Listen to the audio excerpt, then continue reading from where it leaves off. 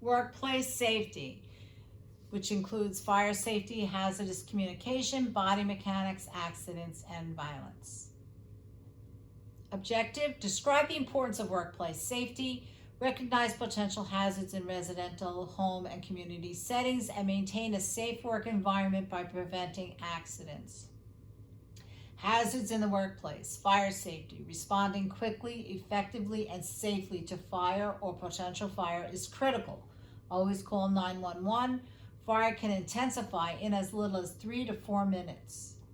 Fire safety, for your safety as well as the safety of others, know the location of all exits. Ensure that you can always get to and through exits. Know the location of all fire alarm pull stations. Communicate clearly to fire personnel the location of the fire, trapped or unaccounted for persons, and any possible hazard nearby, stored chemicals, compressed gases, etc. Know where to meet after evacuation.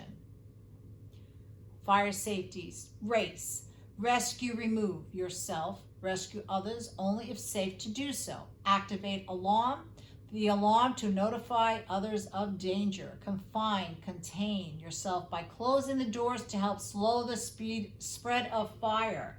Extinguish, evacuate if safe to do so. If you cannot safely extinguish the fire, wait for the fire department's arrival. Pass. Pull the pin on the extinguisher. Aim the hose at the base of the fire. Squeeze the extinguisher trigger. Sweep across the base of the fire from side to side.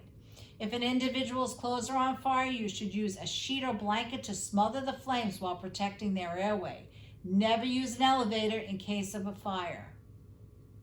Emergency preparedness. Individuals in your care may be unable to care for themselves. They depend on you to protect or advise them during emergencies such as floods, power outages, bomb threats, or other emergencies. When working in an individual's home, you should ask about locked exits. Necessitate that you should store in case of an emergency. Food and water, 3-4 day supply of food, water, and essential items in secure waterproof container, and know how to evacuate the building or home. Where safe meeting places, shelters, or operational healthcare centers are located, and how you and those in your care will reach shelters. Hazardous communication. Manufacturers are required to provide labels for all hazardous materials. Read container labels for important safety information. OSHA requires chemical manufacturers to supply safety data sheets, SDS, to all product users. Your employer must provide employees with an SDS for every hazardous chemical your workplace uses. When encountering a distinct odor and a bottle with liquid spilled onto the floor, you should read the label on the bottle to see what the liquid is so you can follow up with its data sheet and ensure safety. SDS and product labels include information such as the chemical name, the manufacturer contact information, and proper storage. The SDS includes measures to protect yourself from exposure and procedures to follow if you are exposed, as well as other key information specific to that chemical regarding cleanup, disposal, and firefighting. Chemical safety is important for all employees. Back injury prevention and transfers. Healthcare workers are at twice the risk of job-related injuries. Practice good body mechanics, such as having good posture, makes injuries less likely. Maintaining overall muscle tone, strength, and flexibility supports the spinal muscles, making injuries less likely. Good posture is important when sitting or standing. Take frequent stretch breaks at work. Use equipment such as lifts and slide boards. Be prepared. Think before you lift. Ask for help. Keeping your chin up. It helps your body stay aligned during lifting. Keep your back straight. It maintains your back natural arch when you lift. Never twist. Pivot your feet, not your waist. Spread your feet apart. Placing them shoulder width apart with one foot slightly in front of the other keeps you stable. Bend your knees when you lift, which lets your large muscle of your hips and legs do the lifting. Hold the object close to your body. Exhale as you lift. Use these assisted devices such as gait belts, transfer boards, slide sheets, lift chairs, Hoyers.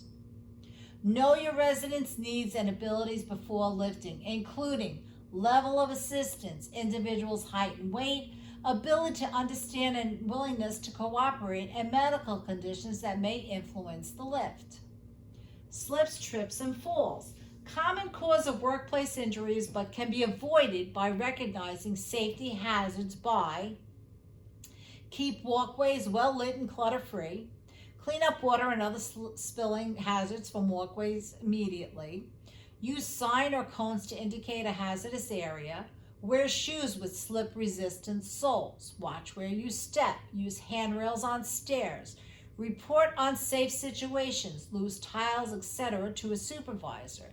If you drop it, pick it up. If you didn't drop it, pick it up. Wipe it up if you spilled it. Wipe it up if you didn't spill it. Watch where you are going.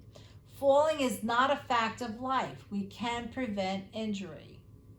Workplace violence ranges from offensive or threatening language to a physical assault or even death. Report all real or suspected threats to your supervisor immediately. Signals for potential violence: angry comments, name-calling, cursing, verbal threats of harm, irritability or irrational behavior, threatening behavior, body language such as threatening gestures, signs of drug or alcohol use, a weapon. Diffuse anger by presenting a calm, caring attitude. Don't give orders. Acknowledge the person's feelings. If you find yourself in a workplace violence situation, stay calm and remove yourself from the situation as soon as possible. Call 911. Do not let your escape path become blocked, and report the incident to your supervisor from a safe location.